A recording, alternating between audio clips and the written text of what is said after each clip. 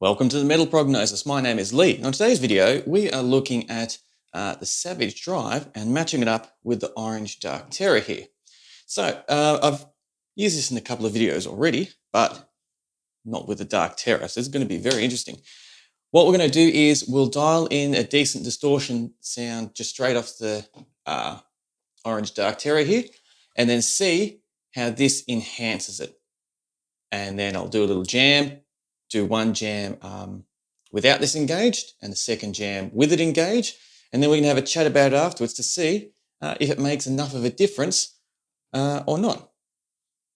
So let's get stuck into it. The Orange Dark Terror matched up with the Savage Drive.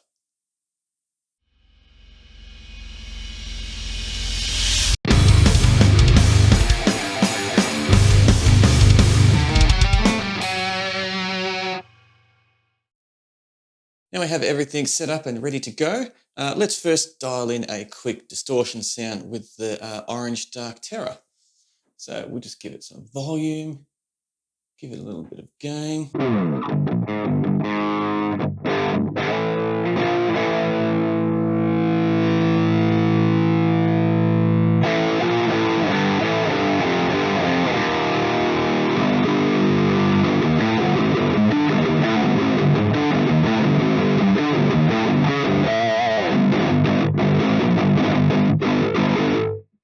So the one thing I really like about this Orange Dark Terror, and I'll talk a bit more about it in my final thoughts, but this shape attribute that it has to it.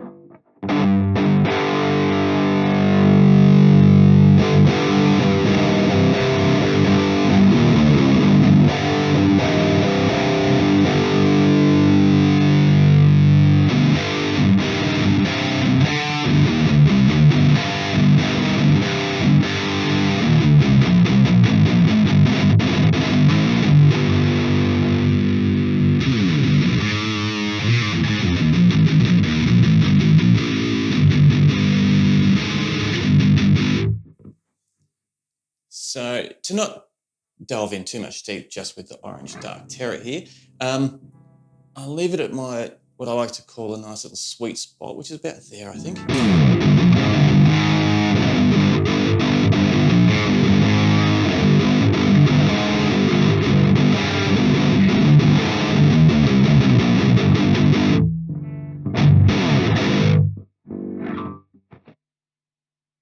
Now, we could definitely muck around a little bit more trying to fine tune it, but let's leave it there and let's say that this is the distortion sound, the best that we can get out of this with everything set up.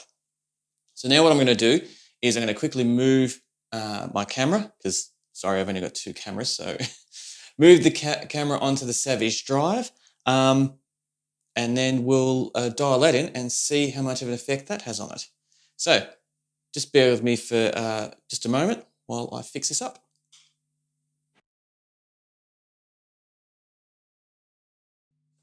All right, now that's set up. I was hoping to do it without actually having to get up off my chair, but laziness did not prevail.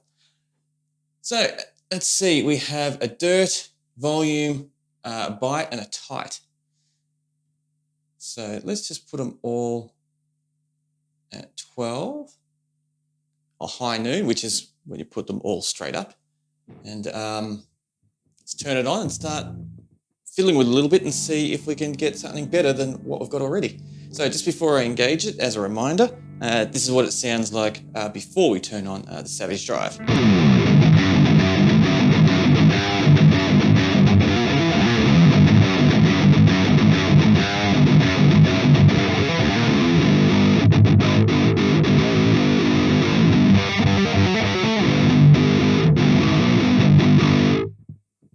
So let's just turn it on.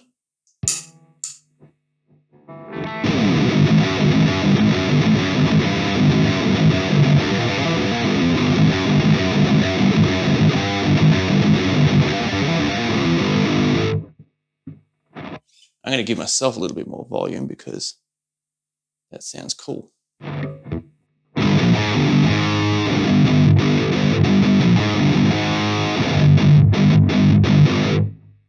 Dial back the volume a little bit because we're peaking a little bit. That's better. So let's see, dirt. Let's turn the dirt all the way down.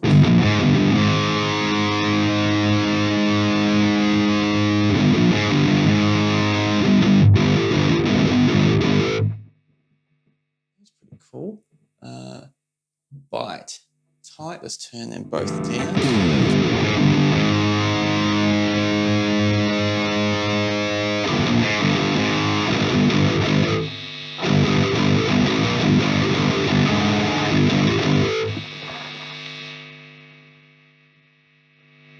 So the bite does add a lot, but it also adds a lot of hiss.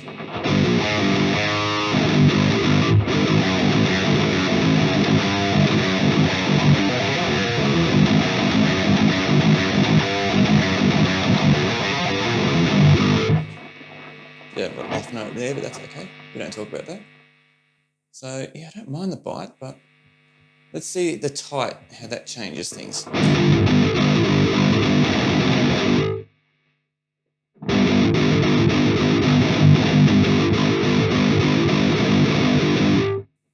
The tight does a lot. That is really cool.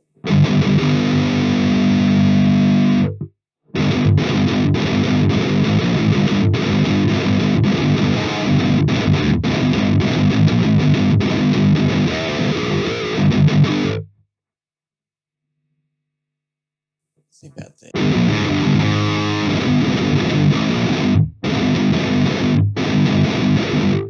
Yeah, that cleans it up a lot. Let's see if we can add. See now, because we've got the tight on, we can add a hell of a lot more bite without that hiss overbearing.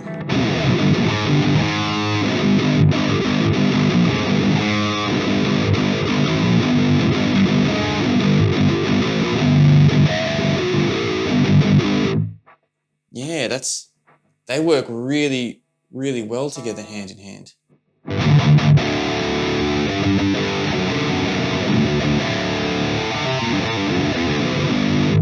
So now let's just quickly add a little bit more dirt and see if that's worth keeping it on.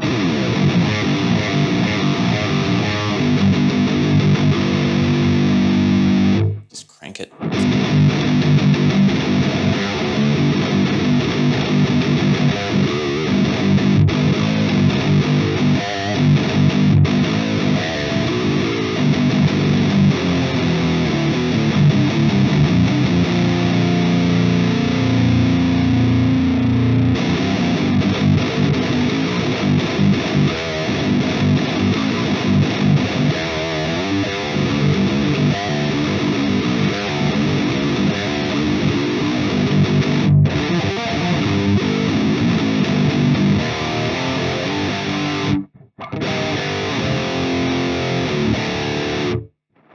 I think we can get away with having the dirt a little bit lower because we've got some really nice distortion coming out of the Orange Dark Terror itself. So since we're using this as an enhancing pedal, or how I like to view it, yeah, we can definitely dial in a little bit so it helps shape it a little bit, but we don't need to rely on that dirt as much as what we do with some other pedals.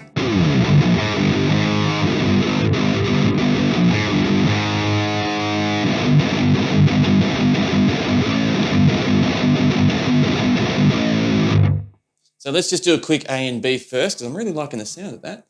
So this is with it off.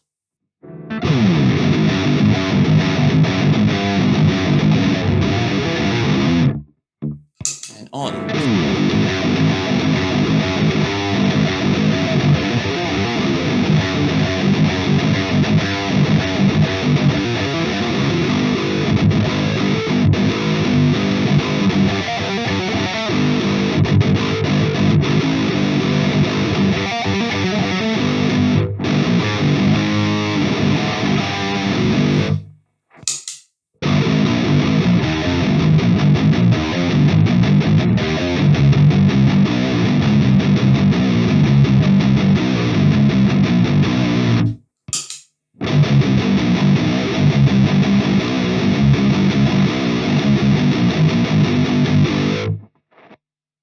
Yeah, so it definitely brightens up, brings a lot more clarity to the guitar tone.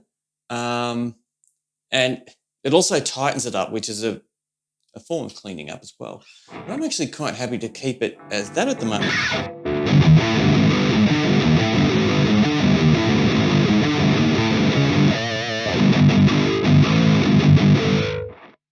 Now, just like with all these things, you can dabble in more. We could home in to try clean it up a little bit more. I'll have it shaped a little bit more to what we might find more attractive. But in saying that, we could also spend another 2 hours doing that, which I don't mind doing, but we're not going to do that for this video. I'll take a bit of time away from the camera now. I'll record the song twice. Once with it disengaged and then again with it engaged. And then we'll listen to it isolated and have a quick talk about it afterwards to see what we think about it and see, did it make enough of an improvement, or is it worth having with a band mix with the settings and the setup that we have here, or am I just overreacting because it's a fancy little toy that I like to, turn on and play with? So we'll have a chat about that afterwards. So sit back, enjoy the little jam, and I'll see you all on the other side.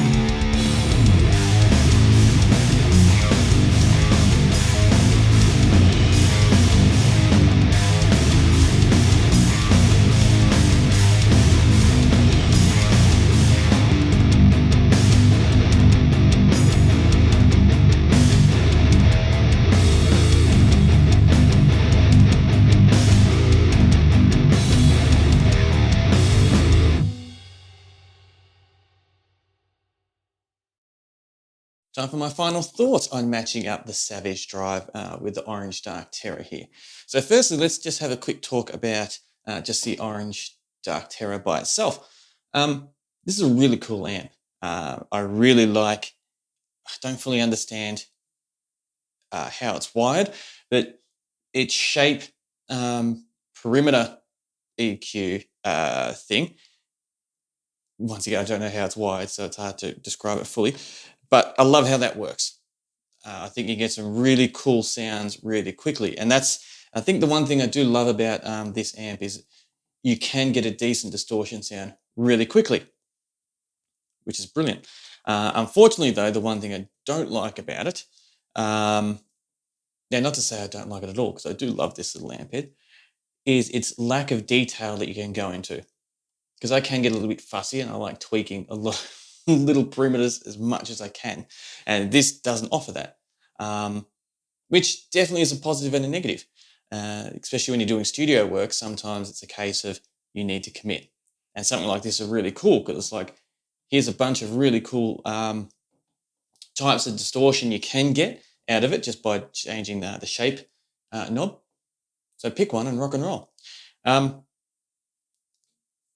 But in regard to the, so before I go into that, let's go into the Savage Drive here. This Savage Drive I've used for a couple of videos now. I haven't used it for a while though, so it was nice turning it back on and getting stuck back into it. I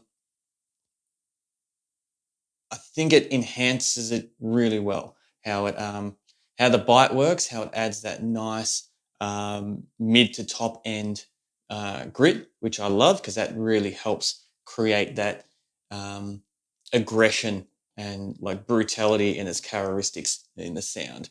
That's really cool. And the type really cleaned it up a lot, especially when you're dealing with low tuning. Some of those low notes can resonate, over resonate, so to speak, and can get a little bit muddy, where this really cleans it up nicely. So in saying that, let's have a talk about when we did the jam. With just the Dark Terror, I thought it was fine. I thought maybe in that middle section, it got a little bit muddy. So if I was to just use this, I would have done not a lot more, but there would have been some post EQing to try to clean up that bottom end a little bit because it did get a little bit lost in clarity. But as soon as I added the Savage drive to it and did the jam that way, the main, how could I explain it?